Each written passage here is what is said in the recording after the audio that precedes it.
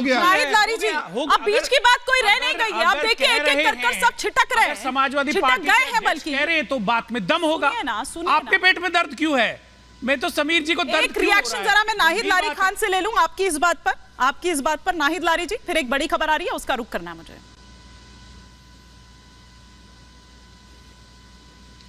आप सवाल पूछ ले, मुझे आपका सवाल नहीं सुनाई दिया। नाहिद लारी जी, बीच वाली बात तो अब कुछ रह नहीं गई है ना, एक एक कर सब छिटक रहे हैं। अब आपको क्या मौका यहाँ पर दिख रहा है कि हम कांग्रेस को आंख दिखा सकते हैं, आंखें तरेड़ सकते हैं?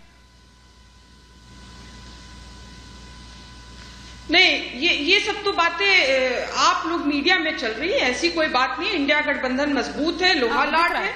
और रही बात नीतीश जी की, वो इंडिया गठबंधन में है और हम लोग को उम्मीद है कि आगे भी वो इंडिया गठबंधन। तो पूछ लीजिए कि वो है कि नहीं है। प्रवक्ता ने साफ तौर पे स्थिति स्पष्ट कर दी। मैं आपको बता रही हूँ, अनुप्रिया की बात पे यकीन करेंगे जो यहाँ पैनल में बैठी हुई है। आधे घंटे की बात पे मुझे बोलने का मौका हम तो जो यहाँ एक मिनट नाहिद लारी खान को कंप्लीट करने दीजिए, एक बार कंप्लीट करने। मुझे बोलने का मौका दीजिए। अरे मैडम आप ही को कह रही हूँ, आप कंप्लीट करिए। मैं किसी में इंटरप्ट नहीं करती हूँ। हाँ जी, देखिए कल आप ही का इंग्लिश चैनल है रिपब्लिक टीवी, उसी पे मैं रात के 8 बजे डिबेट पर थी, तो बल्कि जेडीयू प्रवक्ता भी बैठी थी डिबेट पर, बहुत ही ज्ञानी पत्रकार बैठे थे। वो कह रहे थे बस 3 घंटे का खेल है, बस 3 घंटे में भी स्थिति साफ हो जाएगी। और 3 घंटे के अब 5 साढ़े 5 बज रहा, अभी तक ऐसी कोई बात आई नहीं जो बातें मीडिया में चल।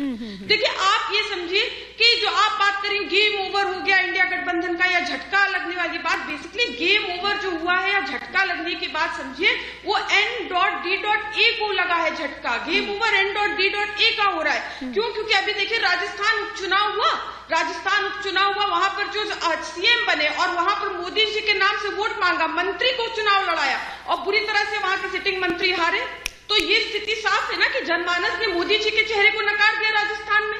तो आप ये समझिए कि अभी जो बिहार को लेकर इतनी व्याकुल हो रही है बीजेपी, क्यों व्याकुल हो रही, किस बात के लिए बैठ के कर रही, क्यों व्याकुल है? क्योंकि बीजेपी को मालूम है ना कि बिहार से 0 सीट मिलेगी, बुरी तरह से हारेगी। दरअसल यही बात है क्या समीर जी? क्योंकि देखिए बड़े राज्य यही थे और दरअसल आरजेडी और कांग्रेस के साथ मिलकर, ठीक है मैम आप ही की बात को आगे ले जा रही हूँ, और दरअसल इसी को मैनेज, अच्छा ठीक है कंप्लीट कर लीजिए। हाँ नहीं इतनी जल्दी नहीं, ये गलत बात है। आपने सबको बहुत मौका दिया हिमानी जी, आपने सबको बहुत मौका दिया, मुझे आप फौरन आपने इंटरप्ट कर दिया। अच्छा मैम पिछले 4 मिनट से तो आप ही बोल रहे हैं। हाँ अरे नहीं मैं 4 मिनट एकदम नहीं। अच्छा ठीक है आप अपनी बात कंप्लीट करिए मैडम, कंप्लीट करिए, ठीक है कंप्लीट करिए। बिहार, हाँ बस 1 सेकंड में, बिहार में भी इनका पत्ता गोल होगा बीजेपी का, और महाराष्ट्र में भी इनका कुर्ता सफाया होगा। ये वो पार्टी है जो कह रही थी कि पंजाब में जब इनका अलायंस कैप्टन से हो गया था तो कह रहे थे अब हम जीत जाएंगे, अब हम बहुत अच्छा आगे बढ़ जाएंगे, और मीडिया आपका चैनल भी बोल रहा था बहुत अच्छा बीजेपी करेगी। क्या नतीजा हुआ? 1% वोट मिला, 1 सीट मिली। और अभी उपचुनाव में तो 4थे पोजीशन पे थी बीजेपी, वहां बीएसपी से भी पीछे थी। हाँ। तो इसलिए आप ये समझिए कि होश उड़े हुए हैं। N.D.A से 20 साल से N.D.A तहखाने में बंद था और इंडिया अलायंस की नकल में तहखाने से निकला, लेकिन नकल के लिए भी तो अकल चाहिए। सिर्फ एक दिन निकला और फिर तहखाने में बंद हो गया। ये कोई गठबंधन है? N.D.A इंडिया अलायंस है। ये अलायंस है, ये 130 करोड़ जनमानस का नहीं कर पा रहा अब तक, ये है अलायंस, और कह रहे हैं कि हम हर जगह एकला चलेंगे, ये अलायंस होता है। ठीक है नाहिद लारी जी, आपकी बात, आपने अपनी बात रखी। एक बड़ी खबर आ रही है फिर समीर जी से मैं इस पर, हिंदुस्तानी आवामी मोर्चा पार्टी की जो बैठक है उसका समय अब बदला गया है। अब शाम 6 बजे होगी पार्टी की बैठक।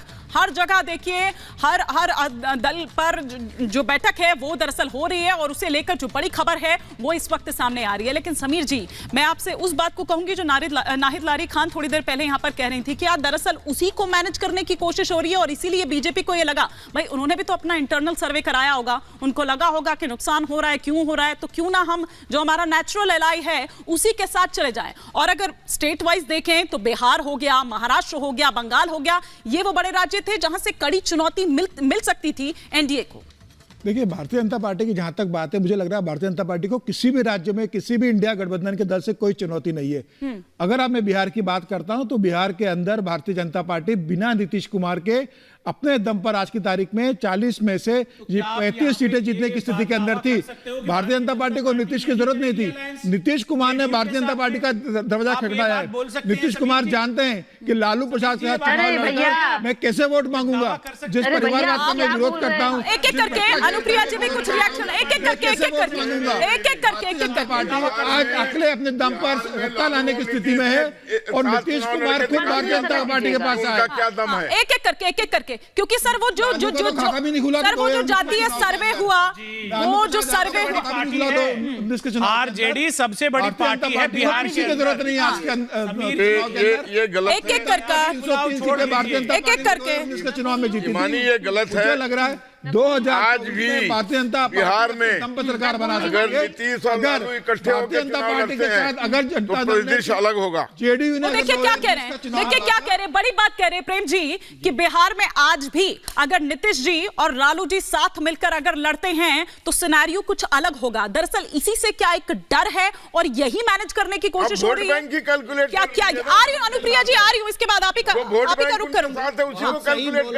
हाँ बहुत सही बोल रहे हैं वत्स जी कि अगर ये डर नहीं होता तो भारतीय जनता पार्टी, अमित शाह जी अब क्यों बोले थे कि कभी नीतीश को नहीं लेंगे, वो क्यों आते? दरअसल ये लोग तो एक्सपोज हो गए हैं। अभी तो जेडीयू बोली भी नहीं है कि हम आना चाहते हैं बीजेपी में और एनडीए में, लेकिन बीजेपी ने बैठकें करके सूत्रों के हवाले से संजय झा एक दूत भेजे तो थे दिल्ली में। अधीरता जो दिखलाई है ना वो वही डर है। भारतीय जनता पार्टी को किसी की जरूरत नहीं है, साफ हो जाएंगे। के लिए भारतीय जनता पार्टी बिहार में ताकत बन चुकी है। बहुत बड़ी एक बार की मजबूरी है कि सबसे बड़ी पार्टी है तेजस्वी यादव की पार्टी, वो भारतीय जनता पार्टी के पास आ रहे हैं। ठीक है, बड़ी पार्टी है तेजस्वी यादव की पार्टी। स्थिति में एक एक करके एक बार अनुप्रिया जी कुछ रिएक्ट करना चाह रही हैं, उनका भी रिएक्शन लेंगे। जी अनुप्रिया जी।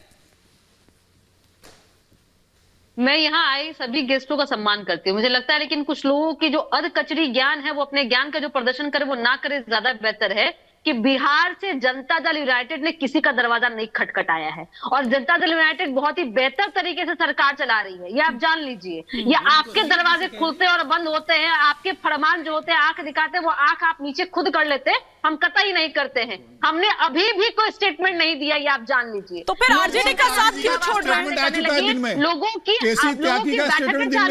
समीर जी और अनुप्रिया जी, केसी त्यागी का स्टेटमेंट सुना आपने?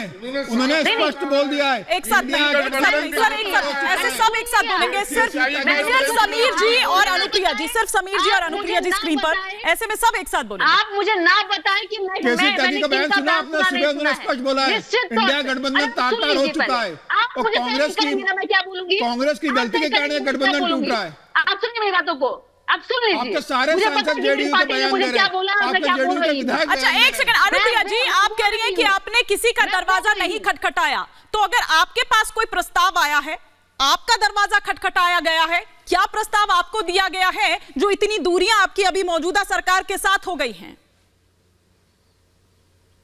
हिमानी जी, मैं बहुत स्पष्ट कहती हूँ, मुझे बिल्कुल भी ये किसी के दिशा निर्देश पर चलने के जो मुझे निर्देश दे रहे हैं मुझे जरूरत नहीं। मुझे पता है अपनी पार्टी का लाइन क्या है और मुझे क्या बोलना है।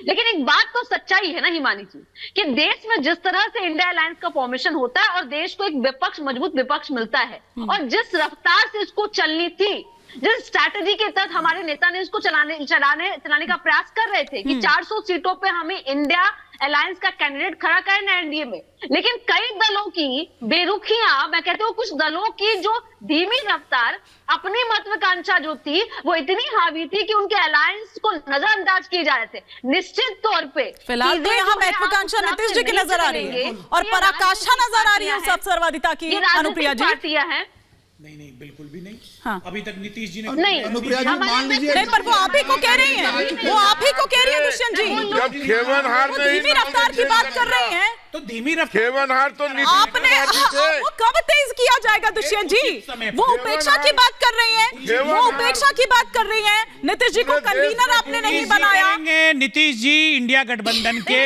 सबसे बड़े लीडर हैं, हाँ सर, वो तो आप मेंटोर हैं, उन्होंने इस गठबंधन को बनाया है, सभी मुख्यमंत्रियों को जोड़ा है और मैं गंभीरता के साथ कहना चाहता हूं कांग्रेस के अहंकार के कारण इस गठबंधन को लीड करेंगे, देश को एक विकल्प देंगे।